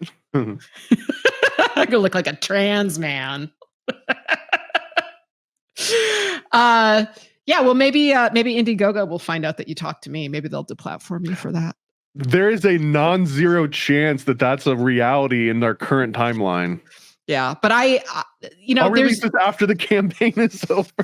There's no accountability for the people that work at these companies. They never gave me a reason why they deplatformed me. So you didn't even get like, here's the thing that you said that we took offense with. It was just, nope. It was just you logged in and it said, hey, we refunded all of your backers, and here's a letter that just says you violated terms of service, period. Yep. They don't have to. They have no, and that's another thing. Like, these platforms, especially financial ones, should have some accountability, because they can just. I have to ask the most annoying question ever, and I'm already. It hurts me to say it, but I also love saying this. Why don't you just create your own Indiegogo? I don't know, because I'm a girl. Because I'm a dumb girl. I'm too dumb. I never thought of that. Why don't I create my own internet? Yeah. This internet's not. Why don't I create? That really tends to be the argument, though, in favor of like, yeah, of course, Indiegogo should be able to completely censor your work and refund it and just banish all contact with you, because you technically have the ability to create your own Indiegogo. Why even use their platform? It's their world. They can decide on what their rules are, and this extends to all of social media. So now we're talking about, why did my video got taken down off of TikTok, Instagram, Facebook, whatever, and that's usually the defense. I was like, well, go make your own Facebook. Yeah. Get your own CIA that funding. was dumb even 5 years ago, and it's even dumber now. But I mean, it's sort of like, oh, you're banished from the town. Make your own town. Put people in it somehow. I mean, these platforms are like the network effects. They're made of us. Like, these platforms only have value because people use them, and we're only using them because they have lots of people. And the fact that these platforms take credit, they sort of own us, right? They're just like, no, this is our audience, our user base. We built this. Somehow we belong to them. I mean, very much so. In fact, I mean, my limited understanding is that the reason you would even go to Indiegogo or Kickstarter originally it might have been, I don't have the resources to put up payment processing and like all the infrastructure and the UI and all that, so I'll use this service that kind of does that for me. But then over time it almost turns into a shopping mall where it's like, okay, well now like I just want to have a store in the mall because they got foot traffic, and I can just assume that enough people walk by or enough people are just going through Indiegogo on their own that they'll come across my thing. And that sort of became the new leverage for why you would even want to use crowdsourcing, is because it's a freaking shopping mall. Yeah. It's not the internet it used to be. I miss the old internet. I miss the old world. I miss the pre-internet world. Back when men were men, women were men, and women were and trannies were trannies. I used to really like I mean, I still do like my tranny friends, but I thought trannies were cool because they didn't give a fuck what other people thought of them. And now it's like, oh, you know, if you use a sex-based pronoun, they're gonna die. It's like those aren't the trannies I knew. They're not making them like they used to. They're not making trannies like they used to. Literally. Not at all. And also, people had a sense of humor before, and humor is just gone. That's a real shock. That's problematic. That's the problem, is that humor is just too problematic now. Yeah. Well, like the day I realized that the Babylon Bee was funnier than the Onion, that was a day of reckoning.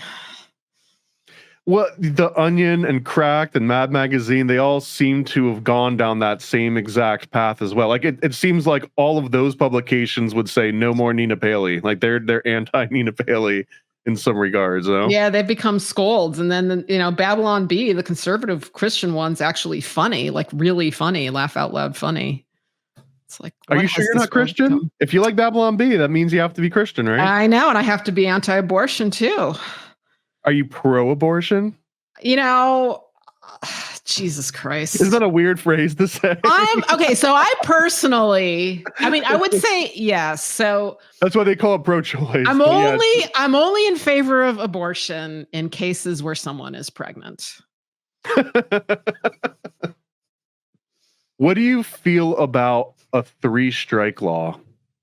For what? Or like a frequent flyers card for abortion, as like if you have three abortions, you don't get to have another abortion. Or the first 3 are on the house, and then the 4th one's like you're paying U.S. medical, like you're paying like EMS charges, $30,000 just to enter the door. I haven't really thought about it.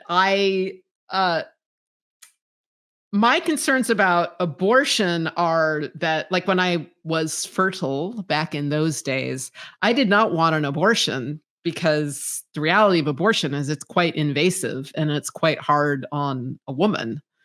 So my thing was I did not want to get pregnant, and I was very worried about it. And this is before, if you're listening to this in the future, we don't have nano laser robots that just go in and blast the fetus with like laser beams yet. We don't have those yet. No. Yeah, it's like, you know, I don't really want sharp implements put up my hoo-ha and going in there. That's seems like it's traumatic, and being pregnant would have been traumatic too. So, I mean, I don't know what's going on with women. Like, I don't want a woman to be put through that. Like, if a woman is getting, you know, if she needs birth control, she needs birth control. It's like, let's give her some birth control.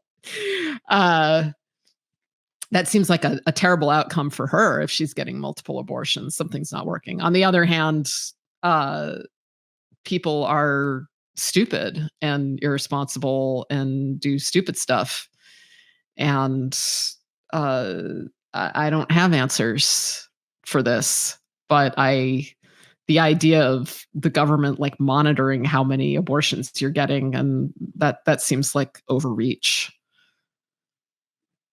Yeah, I mean, I'm just floating ideas out there. I don't have solutions either. Yeah, well, I haven't thought about that particular one. I guess I could. I do know that Subway cards where you keep clamping it and you get like a free sub at the end, like that's a model that's been proven and it works. So there's so 9 abortions get 1 free. Get your 10th abortion free.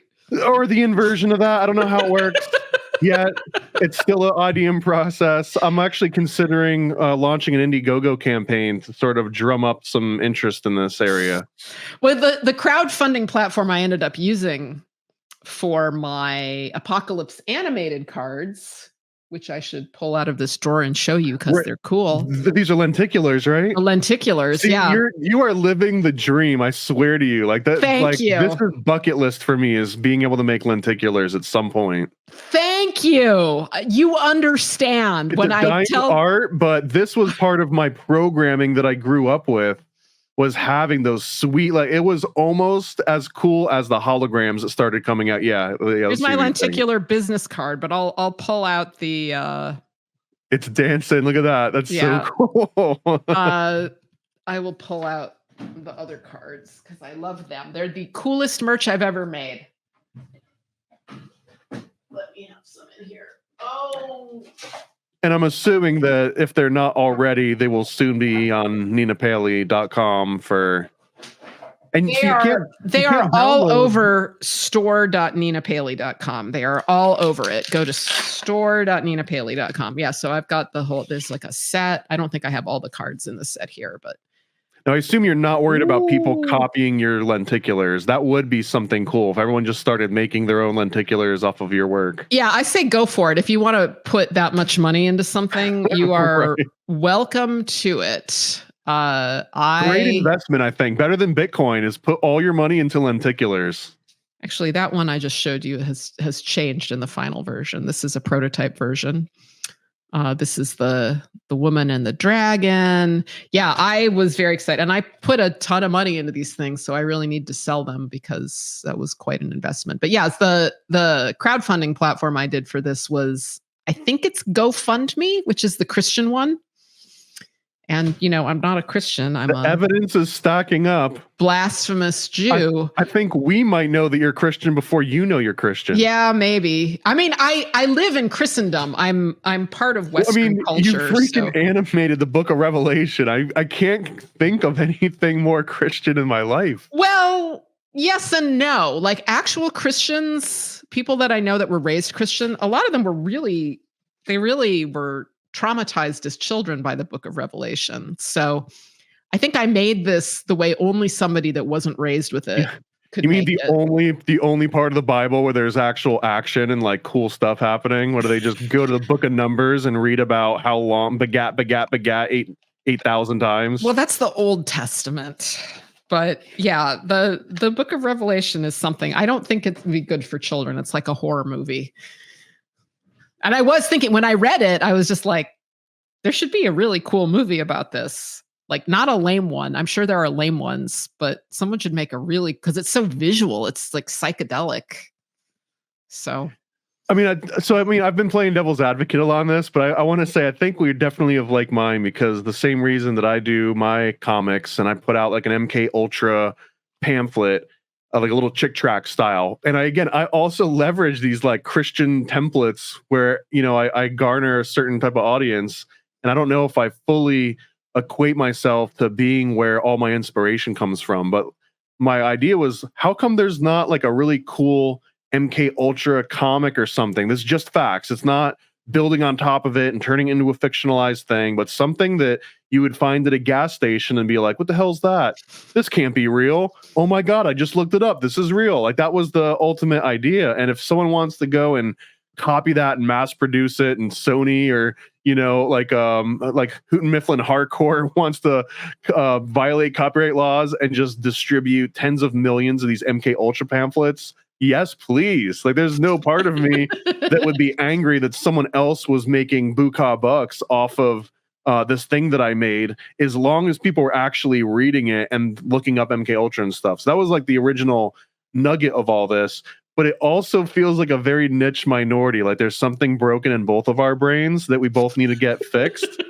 That we both think this way, because it's totally not normal to think I'm going to devote years of my life and money and all sorts of resources and not expect any payoff other than other people benefit from it. Like there's a weird, like unhealthy altruism baked into that. No, it's healthy. Read the book read The Gift by Lewis Hyde. You will feel better about this. This is a good impulse for artists, and really art that is created for money tends to be lame, and art that is created because somebody just really needed this to exist. I mean, when I don't get that many compelling ideas anymore. I mean, I have lots of ideas, whatever, but one that's compelling enough for me to actually put the work into it, I have to really want that thing to exist. And when I get an idea like that, the first thing I do is just go, please let someone else have made this. I don't want to make this. Like, this is going to be a lot of work. Just let this thing exist from someone else. And like with these gloves, it's just like, why are there not Hamsa gloves? This makes no sense. All right, I have to do it. It's a big pain in the butt. Like, this is not even my wheelhouse, but yeah, I'm going to do it. The apocalypse thing, it was like, no, there is no like super cool movie. Not that I made a movie. I didn't make a movie, but there just wasn't the thing I wanted. And I wanted that thing to be in the world. And that's a good impulse for artists. Not, I want this money. I'm gonna we'll start wrapping this, but I've got a little segment that I want to get just like a random smattering of your opinions on a wide variety of stuff. So let me just play a little 10-second intro and I'll explain the rules to you. Okay. Hey, conspiracy buffs, I double dare you to take some PCP, the Paranormal Conspiracy Probe. On your marks, get set, and go! Okay, before I explain the rules, 2 really important questions. 1, would you download a car? Yes. And 2, are you a cop? Because if you're a cop, you do have to tell me. I know the law. I'm not a cop. Okay, so here's the rules. I'm just going to mention a certain topic, and I just want you to give it a 1 to 10 rating. 10 meaning you give it credit, you want to give it credit, you believe in it. 1 meaning you don't believe in it at all. 5, you're on the fence, you don't care, whatever. So for example, if I said Bigfoot, where would you rate Bigfoot from 1 to 10? As neutrally as possible. 5 is 5 neutral? 5 would be neutral, yeah. Totally. 5. Okay. 5. And is this an apathetic 5 or is this like okay? I'm very apathetic about Bigfoot. If this is all 5s, that would be fine too. Like don't feel pressured to have to take a stance on any of these. Flat Earth. I mean, 9 for entertainment value and 0 for anything else. How about the phrase, a human being has stepped foot on the moon in the last 100 years? Full stop. I actually believe that. Yes, I'd give that a 9. How about the Apollo 11 footage that was shown on TV, 1 to 10? I bet it was real. That it was real people standing on the moon talking to the president on a moon phone. I'm gonna go with 9 for that, just because I haven't thought about it much.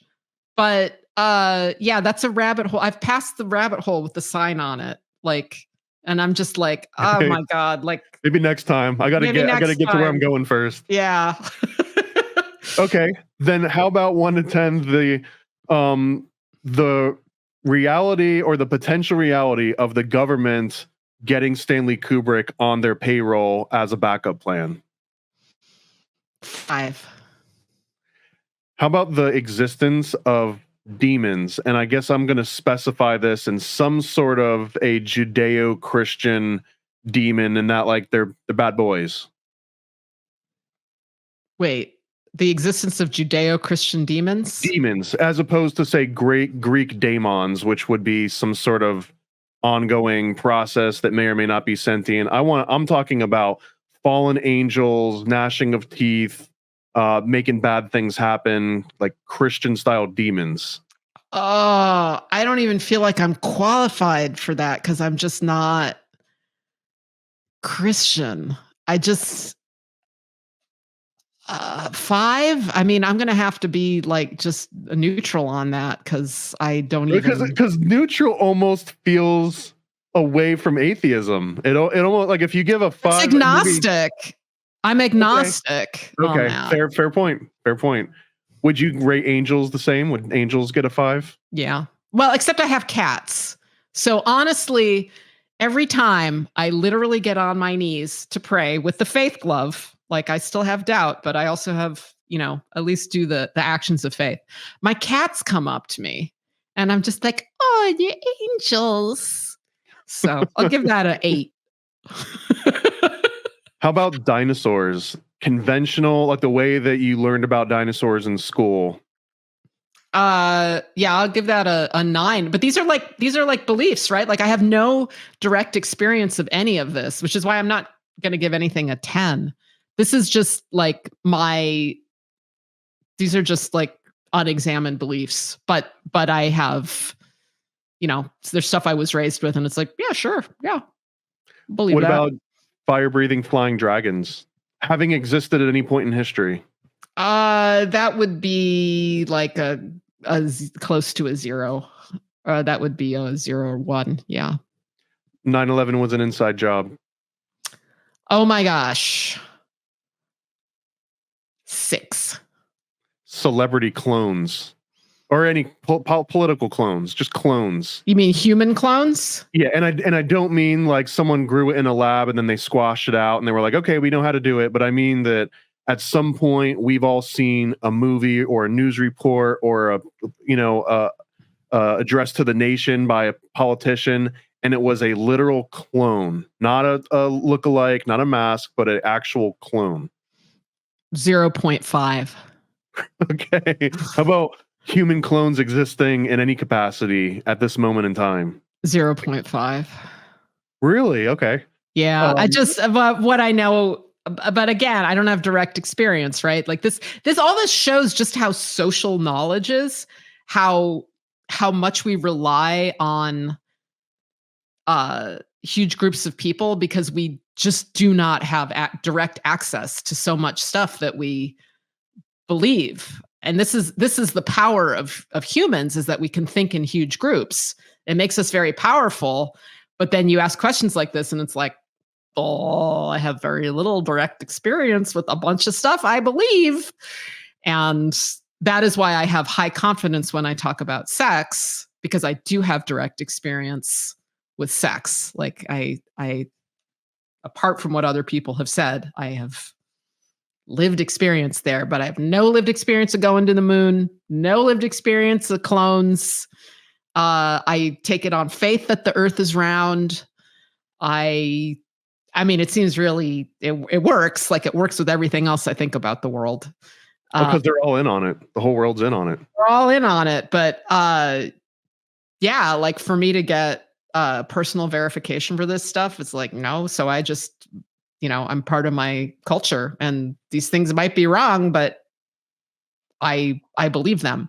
Okay. So, final one that I think encapsulates a lot of what we were talking about. And I guess I hate qualifiers, but this one kind of needs a little bit of a qualifier. I'm going to say like the year 2000 and before, but if you look at Disney animated feature-length movies, year 2000 and before, do you believe that someone was intentionally putting sexual subliminal images into these movies in order to like sexually radicalize kids? Do you understand the yeah subliminal, like in the smoke, like a shape of a naked smoke, or the dick smoke castles, or showing boobs and the rescuers, or all this. 1 to 10 that Disney's like, we're gonna just make a bunch of sex crazed nymphomaniacs with these movies. 1. Okay, that's on 0. That's on 0 to 10. But yeah. Well, whatever. Yeah. Okay. Yeah. So 2 if it were on 1 to 10. Yeah, I get the sentiment there. Yeah. Low. Not 100%. I'm not 100% confident about any of this. So I'm trying to avoid the very. I think we're very, very of like minds, except I don't want to go on a whole different tangent. We're winding down, but I do think that the potential of someone having real human clones existing, even just for scientific experiments' sake, feels like a 11 on my scale. Like, of course, somebody's out there doing it, because why wouldn't they? But also, I don't have any direct experience. Wink, wink. So yeah. Yeah. Well, there was that movie, The Boys from Brazil. Did you see that? Yeah, and that was actually, I mean, did I see it? That it influenced one of my comics that I wrote on Project Monarch that derived from the Nazi rat lines that went into Brazil. And there's a whole place called Dignity Colony that's literally just a bunch of straight, like, eugenic superstars with blonde hair and blue eyes and like Germanic features in the middle of Chile that also might have been run by the daughter of Joseph Mengele, and the lore of it is where I think I find most of my interest. At a certain point, once someone starts the fire, like I'm more interested in like, let's see what happens out of all this, or like what happens when fire catches on this thing. Like it's more boring to me to figure out like, okay, well, who started it and why did they start it? I don't really care about intent as much, so I fascinate over the conspiratorial angles of all this stuff, which influences some of my own scoring. But we'll save all that for another day, because this has been an amazing discussion, and I think we can go on a million different tangents, but we'll end it here for the sake of everybody involved. We'll leave a little bit of cream for the next time. Tell people one more time where they can go and copy and profit off of your work. Well, you can buy merch at store.ninapaley.com. You can watch Sita Sings the Blues from going to sitasingstheblues.com. You can see Sadomasochism by going to the download page at sadomasochism.com. I have a blog that I don't upkeep too well, which is ninapaley.com. And you should listen to the podcast at heterodorks.com. We will absolutely get you some more listeners on Heterodorks. I'll make a personal mission to pump that so we can at least double your numbers. Actually, our episode that's up right now is really good. It's called The Age of Bourgeois Guilt, and it's about the Gulag Archipelago. So shout out. I know if Danny's listening, you don't know Danny, I know Danny. Check out Heterodorks. I think you'd like it, Danny. So let's get some more traction. Get one more listener. We're going to get up to we'll get you one more. 19 listeners. If you could pick one way that people could support you the best, like what gets you the most bang for your buck? Just a straight up donation, or straight up donation. If you go to ninapaley.com, you can donate PayPal, or I think credit card via PayPal, and there's a Bitcoin thing. You could buy me a house. You could buy me a yacht. Are those options on the website, or no? Okay. But just send a donation. You'll get my email, and we can talk if you want to do the house or yacht thing. All right. Well, huge supporters here, and actually, we didn't even get into AI. We'll talk about AI on the next one. Oh my gosh! I can get you to come back, but I feel like that's the Frankenstein's monster, where all these copyright and IP things come together and transform into a new landscape. So I just last night I did a rare blog post. I wrote a thing about feeling creatively blocked, partly because of the advent of AI. And then I asked AI to write the essay for me. So there's like my essay, and then there's ChatGPT's essay. And I shared it on Facebook, and people are quoting the ChatGPT part. So I'm just like, They like AI. AI does better work than we do. What are we even for? Consider that a teaser for the next time that we get together and talk, because I think that would be its own episode. I've got the hottest takes I think are all around AI at this point, and I don't know that until people start telling me how wrong I am. All right, I look forward to it. This was really fun. Thank you so much. Thank you, Nina. And I'll play a couple ads. Go and get the NASA comic. Go and get a bunch of stuff. Hell, if you want to download and print the MK Ultra pamphlet, you've got my permission to do it. I won't come after you legally. And I'm saying that to anyone listening. If you go and you download it, you can get it for free on Patreon. I guess that's free asterisk. Also, if you signed up for the Paranoid American newsletter, which is free, I did include an absolutely free copy of that in the last newsletter. I don't know if I'll do that again, but there was a link to it. And so if anyone's got it, go to Kinko's or print it out on your own, or just whatever. Just get it out there. The original goal was to just make normies force feed them MK Ultra information. So let's keep doing that. Put it in gas stations. Put it in gas tanks. Spread the word with propaganda packs, all for just $40 shipped at paranoidamerican.com. Paranoid propaganda packs. We got facts on these sticker slaps. So grab yourself a stack and go attack with these paranoid propaganda packs. These huge all-weather slaps will last in public for years to come. Remind citizens that birds are not real. Self-immolation is an option, and might make you magnetic. Do your part and get a propaganda pack today from paranoidamerican.com. Paranoid propaganda packs. We got facts on these sticker slaps, so grab yourself a stack and go attack with these paranoid propaganda packs. What are you waiting for? Go to paranoidamerican.com right now and get a paranoid propaganda pack.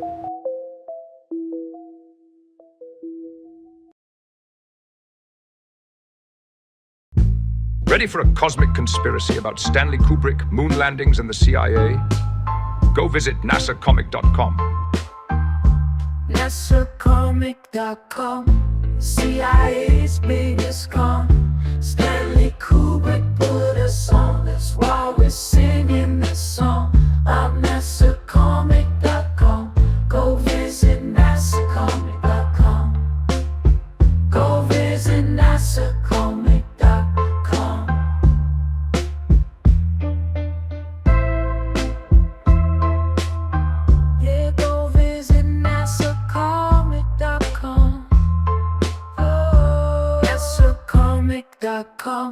CIA's biggest con. Stanley Kubrick put us on, that's why we're singing this song. I'm nasacomic.com. Go visit nasacomic.com. Go visit nasacomic.com. Yeah, go visit nasacomic.com. Never a Straight Answer is a 40-page comic about Stanley Kubrick directing the Apollo space missions. Yeah, go visit nasacomic.com. This is the perfect read for comic, Kubrick, or conspiracy fans of all ages. For more details, visit nasacomic.com. All American stickers, cryptids, cults, and killers. We got all your favorite conspiracies, all that and more on our sticker sheets. Paranoid American stickers, they'll make you smile and snicker. False flags and secret societies, all of these and more on our sticker sheets. Explore the unique with Paranoid American sticker sheets. Unearth tales of cryptids, cults, and mysteries through each sticker. These won't last long. Get yours now at paranoidamerican.com. All American stickers, cryptids, cults, and killers. We got all your favorite conspiracies, all that and more on our sticker sheets. Paranoid American stickers, they'll make you smile and snicker.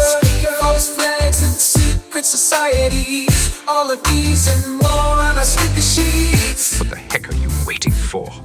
Discover the extraordinary with Paranoid American sticker sheets. From cryptids in the night to cults out of sight, each sticker is a unique find.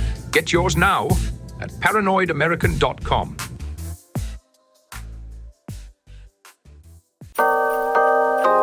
Paranoid. Yo. I scribble my life away, driven to write the page. Will it enlighten your brain? Give you the flight, my plane, paper the highs ablaze.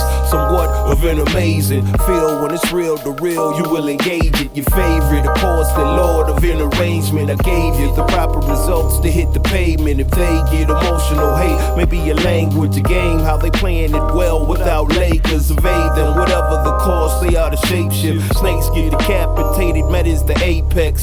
Execution of flame you out, nuclear bomb distributed at war, rather gruesome for eyes to see. Max them out, then I light my trees. Blow it off in the face, you're despising me for what though? Calculated and rather cutthroat. Paranoid American must be all the blunt smoke for real. Lord, give me a day away, vacate. They wait around to hate whatever they say. Matters not in the least bit. We get heavy rotate when a beat hits, so thank us, you're welcome. Fuck the niggas for real, you're welcome. They ain't never had a deal, you're welcome. Man, they lacking appeal, you're welcome. Yet they doing it still, you're welcome.